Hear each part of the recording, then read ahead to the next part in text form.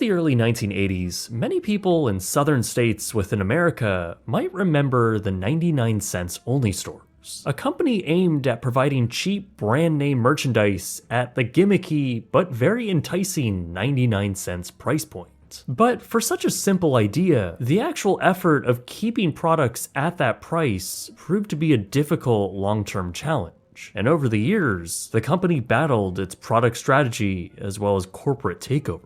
Today, we're going to look into this once very promising variety store chain and cover its rise and tumultuous fall. This is 99 cents only stores. This episode of Bankrupt is sponsored by Incogni. Use code BRIGHTSUN at the link below to get an exclusive 60% off a one-year plan. It started with the son of Jewish Russian immigrants named Dave Gold. With an entrepreneurial spirit and following his move to California, Gold would inherit his family's liquor store after his father, who ran it, suffered a heart attack. The small store was located in Grand Central Market in downtown Los Angeles. It was the 1950s, and for years, the stand operated with fine enough success. But then Dave started trialing a new sales concept, putting items for sale at a deeply discounted rate with a particular magic number. 99 cents. By doing so, product flew off the shelves, and he soon discovered that even being a few cents off in either direction, well, his products just wouldn't sell as well. Merchandise that was priced at $1.10 or even 98 cents never sold like the 99 cents products did. It's a weird psychological thing that just draws in consumers. Dave found this to be so successful that he made this a key selling point of his shop. This sales gimmick wasn't exclusive though, as other small stores and even chains began adopting this ultra low-cost model, notably Dollar General, which was breeding even more competition. But Gold was seeing his own localized success at the liquor store, and by the early 1980s, he was ready to expand and centralize this low-cost concept into its own brand. In 1982, Dave and his wife Sherry opened their first discount store under this new brand, named 99 cents only stores. It was located in Ladera Heights within Los Angeles, and right off the bat, the store was a huge success. This prompted the prospect of additional locations and further growth of the name. In just 2 years, the chain would grow to 11 locations. New store openings would pull massive crowds, with newspapers likening them to Michael Jackson concert tickets that were going on sale. The openings would give away big-ticket products like TVs and tools, all priced at 99 cents, and were treated like special prizes to build up hype. With a lot of success thus far, Dave Gold wanted to bring the company to new heights, particularly bringing it to the stock market. Ideally, as Dave insisted, it would have an opening share price that ended with 99 cents. Following their IPO in 1996, the stock was a massive hit with Wall Street, riding the wave of a discount store stock boom. In just a year, by 1997, 99 cents' stock was up over 117% since their IPO. Investors were particularly interested in their aspirations of future out-of-state expansion, as well as their tremendous profit margins of around 35%. As the 20th century came to a close, the company had expanded to over 70 locations. The growth of the company, as well as all the attention they received on Wall Street, all came down to their great market position within the economic times of the era. The 80s and 90s were a time of inflation and wage stagnation. In larger cities like Los Angeles, there was a real market for consumers seeking out the very best deals they could find. That was especially true in lower-income, blue-collar neighborhoods, which 99 cents only stores first opened up in. But they also found success in other middle-class and even higher-end areas, all with people trying to find a good deal. With that level of interest and their high profit margins, well, it was all a recipe for success. But the Golds also had a unique take on the format. Dave, from the very start, was very good at finding wholesale deals with products to sell in his stores. He made it a priority to find brand name products that people would actually recognize. Because many of these items were sold to them cheaply from the manufacturers, they were often unwanted or at the end of their season, to which 99 cents would snag up and sell in their stores, oftentimes having a revolving door of merchandise. 99 cents only stores were also on average around 16,000 square feet, more than double the average Dollar General. meaning they had even more room to sell more products, as well as expand into new departments like produce. All of this was packaged within clean and well-kept buildings, with management that cultivated a positive work environment and a friendly corporate culture. By the early 2000s, the brand continued to enjoy its rising sales, now posting $500 million in revenue. The company continued to expand, now breaking into other states, ultimately building out over 223 stores across California, Arizona, Texas, and Nevada. It was incredible growth, but not as incredible as their competition. Dollar General, for example, expanded with another 3,600 locations during the same period of time, a truly enormous rise.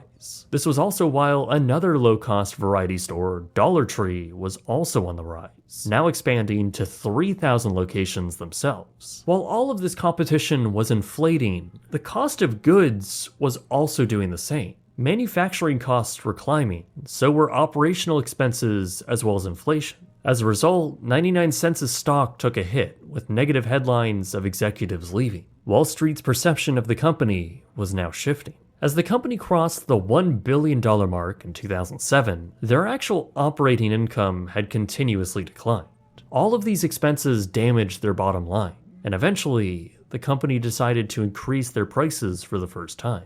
The chain would close a few underperforming stores in Texas, while additional locations were opened in Florida. Growth for the company had slowed, while the dollar store juggernauts continued to expand.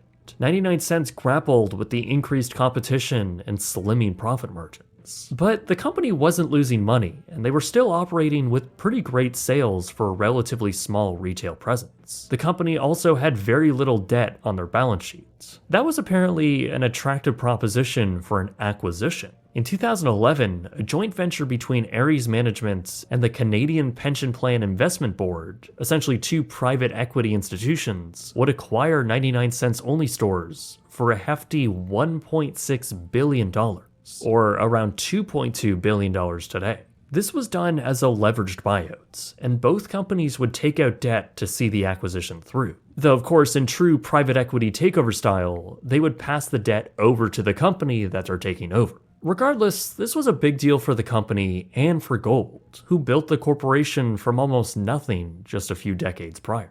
Gold had long relinquished his CEO position to others in the company, but still sat on the board as the chairman. The sale was more or less a closing chapter for the family, as Dave would step down in early 2013 and sadly pass away a few months later in April. The company was now without its original founder, and the new private equity owners did what they do best and began to lay people off. The new owners did set out for more expansion though, with hopes to build the brand and compete with the giants of the market. In just a few years, they expanded their presence by another 100 locations by 2015. Sales had followed suit to over $1.8 billion, and while net income was positive that year, it had trailed a string of losses in the years prior. The company reported a slew of ongoing challenges, including a saturated market, difficulties in inventory management, inventory loss, including theft and spoilage, as well as many others.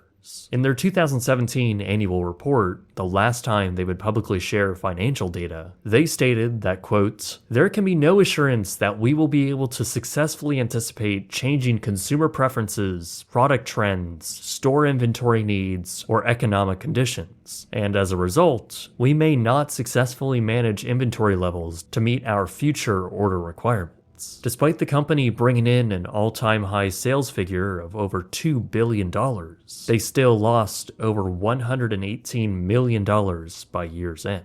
Credit agencies were starting to sound the alarms as the company, losing money and seemingly hope, was still saddled with nearly $1 billion of debt from their prior leveraged buyout. They did try some restructuring and shifted around assets, selling off additional shares to pay off that debt, but it just wasn't working. Meanwhile, shoppers began to notice a distinct change in the products being carried at their locations, or more importantly, the price of those products. Seemingly antithetical to the brand name of 99 Cents Only, shoppers began to become annoyed by the slowly increasing number of products that cost more than just $1. In fact, you can find items ranging from $1.99, $2.99, $4.99, and even $15.99. This is, again, at a store called 99 cents only. Consumers were also starting to notice a drop in the quality of their stores and how they were kept, noting a dirty and disheveled environment in some cases, a far cry from the high standards and care that management used to hold over the brand.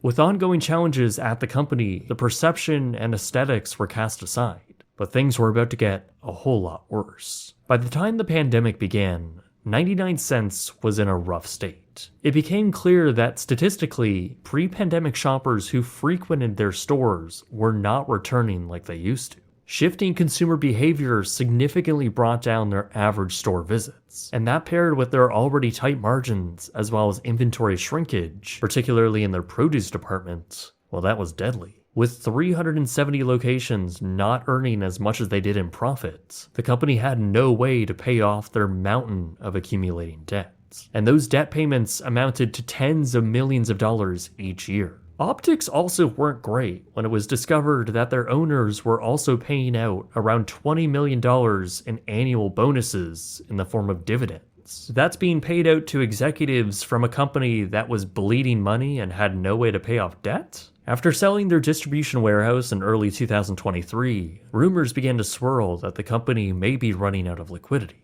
To validate those rumors, on April 8, 2024, 99 cents only stores announced they had voluntarily filed for Chapter 11 bankruptcy, uniquely with the intentions to wind down operations as a whole and close all 371 stores. This was a pretty surprising announcement, not a restructuring or a plea for help, but a full ceasing of operations right from the start. Their CEO called the liquidation a, quote, extremely difficult decision and is not the outcome we had expected or hoped to achieve. So, to the dismay of many who still shop there, all of the locations began their liquidation sales. Stores across the country then began to liquidate and shut down permanently. This was while other chains like Ollie's Bargain Outlet and Dollar Tree scooped up around half of the leases for the closing locations. The others would either have their landlords find new tenants or simply just sit abandoned. I actually visited one of those abandoned locations in Las Vegas a few months after it had closed. With all of the branding still in place, the building remarkably sat vacant and covered in graffiti.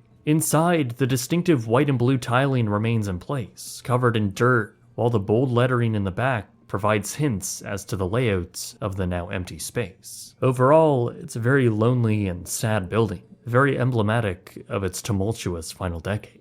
In the end, the story of 99 cents only stores is sad, but also an interesting one, especially its death. It almost seems backwards how a discount retailer aimed at providing services to a budget-conscious consumer, a market even more prevalent in today's economic landscape, could fail. But unlike the growth periods of the 80s and 90s, when budget variety stores were on the rise, 99 cents only stores had a gauntlet of burdens all working vigorously against them. They had enormous, brutal competition, a disastrous pandemic period, higher operating expenses, stocking challenges, a brand which doesn't even reflect the price of their products anymore, and corporate oversight that just wasn't as engaged as their original founder, Dave Gold. Gold was notably very risk-averse when it came to debt, and he kept very little against the company during his run. So there's a good chance they could have weathered the storm if it weren't for the over $1 billion of debt that the private equity firms saddled the company with. If they continued on as a medium-sized corporation with a little debt to their name, the brand likely would have survived much longer. Survived as a much healthier company, I might add. Now that brand has disappeared though, only leaving behind a trail of abandoned stores. At the end of the day, it is pretty ironic that a company selling items at 99 cents had over $1 billion in liabilities